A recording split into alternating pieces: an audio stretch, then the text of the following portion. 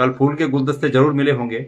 और एक बात निश्चित रूप में यह भी कांग्रेस पार्टी में मंथन होना चाहिए, हमारी पार्टी में यह भी मंथन होना चाहिए कि ऐसे तो नहीं होता कि अचानक कोई किसी दल में शामिल हो जाए। इसके पीछे भी कुछ बातें हैं, कारण हैं।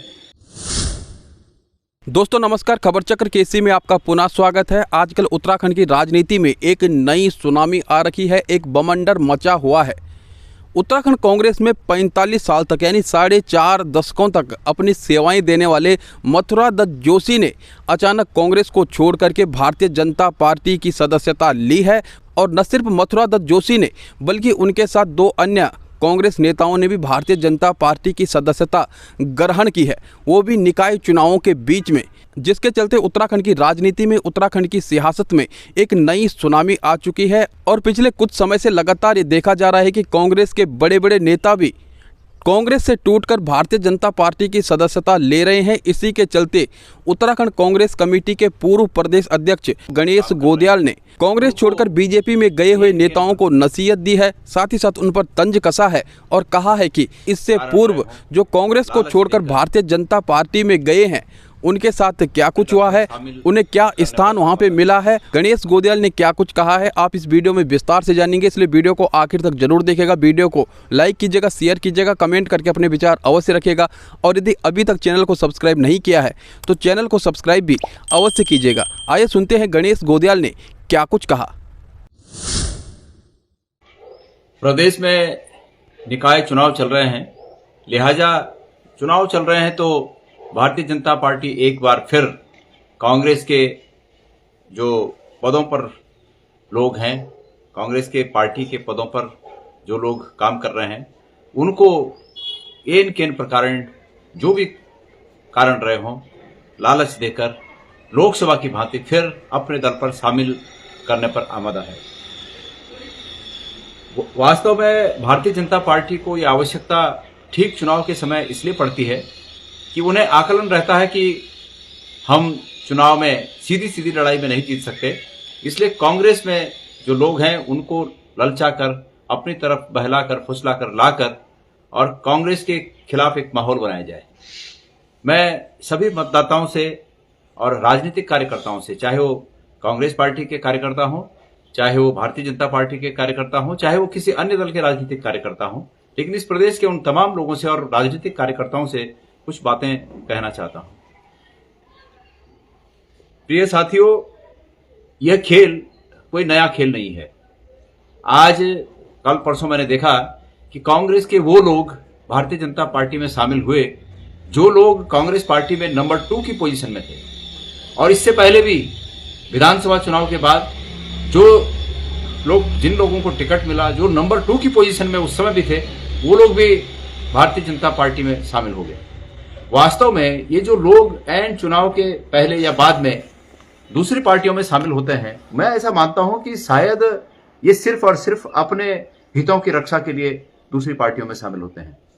अगर पार्टी के अंदर कोई मतभेद है, लड़ाई है, ठीक है, बहुत सी बार ऐसा होता है कि पार्टियों में मन के अनुरूप काम नहीं होता, लेकिन उसके बावजूद एक डिसिप्लिन वर्कर की तरह पार्टी में रहकर अपने क्षेत्र के, राज्य के हित में सोचकर और अपने मन के अनुरूप विचारों को आगे बढ़ाकर संघर्ष करना, ये राजनीतिक कार्य होता है।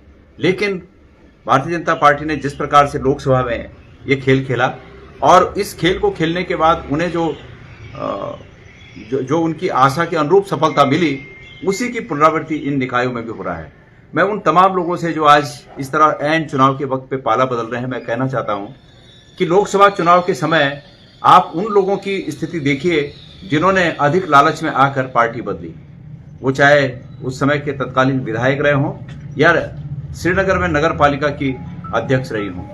मैं अध्यक्ष के रूप में सीधे तरह से जो अध्यक्ष थी उनको नहीं, मेरे मन में उनके लिए ऐसा नहीं है कि उन्होंने इस तरह के लालच में कुछ किया, उन्होंने मजबूरी में किया, लेकिन उनके घर के प्रेशर में, घर के लोगों का लालच तो था ही, इसमें कोई शक नहीं है। घर के प्रेशर में जो लालच में ये बात की, आज उसकी उनकी स्थिति क्या है, वो आज निर्दलीय चुनाव लड़ रही हैं। और निश्चित रूप में मैंने उन्हें ये कहा था कि अगर वो पार्टी में रहती तो चाहे वो जनरल सीट होती और चाहे वो महिला सीट होती, वो कांग्रेस पार्टी के टिकट की हकदार होती। आज जिन लोगों को नंबर 2 की पोजीशन पर रहते हुए ये आभास नहीं हुआ कि कांग्रेस पार्टी में उनकी स्थिति क्या है, उनका स्टेक कितना है, ये एहसास उन्हें नहीं हुआ और भारतीय जनता पार्टी में जा रहे हैं। तो वो श्रीनगर के हमारे जो उस समय की अध्यक्ष थी, उनकी स्थिति को देख लें, वो उस समय के बद्रीनाथ के विधायक, उनकी स्थिति को देख लें भारतीय जनता पार्टी में क्या है। ठीक है, कल शामिल हुए, कल फूल के गुलदस्ते जरूर मिले होंगे। और एक बात निश्चित रूप में यह भी कांग्रेस पार्टी में मंथन होना चाहिए, हमारी पार्टी में यह भी मंथन होना चाहिए कि ऐसे तो नहीं होता कि अचानक कोई किसी दल में शामिल हो जाए। इसके पीछे भी कुछ बातें हैं, कारण हैं। उन कारणों की तह तक भी जाना बहुत आवश्यक है। मैं इसलिए सभी कांग्रेस के कार्यकर्ताओं से, इस प्रदेश के मतदाताओं से ये निवेदन करना चाहता हूं कि हमारे इस डेमोक्रेटिक सिस्टम में, हमारे इस लोकतांत्रिक चुनाव के सिस्टम में, इस सिस्टम को बनाने वाले हमारे अतीत के नेताओं की भावना ये थी कि बिना भेदभाव के, बिना मन में किसी लालच के लोग निसंकोच मतदान कर सकें और अपनी पसंद की सरकार चुन सकें। वो सरकार चाहे निकायों की सरकार हो, वो सरकार चाहे ग्राम पंचायतों की सरकार हो, वो सरकार चाहे राज्य की सरकार हो और देश की सरकार हो। तो आज मैं सभी मतदाताओं से निवेदन करना चाहता हूं कि इस प्रदेश में ये आवश्यक है कि यहां पर भारतीय जनता पार्टी के विपरीत विचारधारा के लोगों को जीत मिले।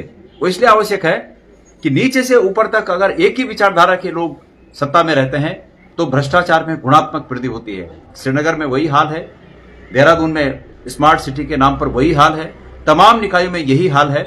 इसलिए मैं मतदाताओं से निवेदन करना चाहता हूं कि इनके प्रभाव में ना आकर, ये जो पार्टियां बदलते हैं लोग, इनके प्रभाव में ना आकर ये सोचकर कि ये मन में बिठाकर कि फलानी पार्टी के तो नेता सब टूट रहे हैं, ये तो तोड़ा जाता है। सत्ताधारी दल ललचाकर इनको तोड़ता है और इस जाल में वो फंसते हैं जो ऐसे हल्के फुल्के लालचों में आ जाते हैं, वो इस जाल में फंसते हैं। इसलिए मेरा मतदाताओं से निवेदन है कि वो इस प्रकार के भ्रम के जाल में न फंसकर सत्ताधारी दल के खिलाफ जो जीत सकता है, और निश्चित रूप में वो पार्टी कांग्रेस पार्टी है, उनके तमाम लोगों को, जिन जिन निकायों में हमारे लोग लड़ रहे हैं, उनको जिताएं, ताकि जब ये जीतें, ये निगमों के अध्यक्ष पद पर जब कांग्रेस के लोग जीतें, जब पार्षदों के पद पर कांग्रेस के लोग जीतें, तो इन पर चेक रखने के लिए सरकार में बैठे हुए लोग हों, सरकार हो कि इन पर चेक रखे।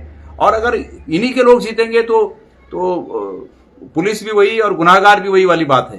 तो इसलिए इस प्रदेश के हित में यह है, तमाम निकायों के हित में यह है कि इस स्थिति में कांग्रेस पार्टी के हमारे जो लोग उठे हैं उनको जिताएं, और जो लोग गए हैं वो इस बात पर सोचें कि जो पहले गए थे उनका क्या हाल हुआ और अब वो गए हैं तो उनका क्या होगा।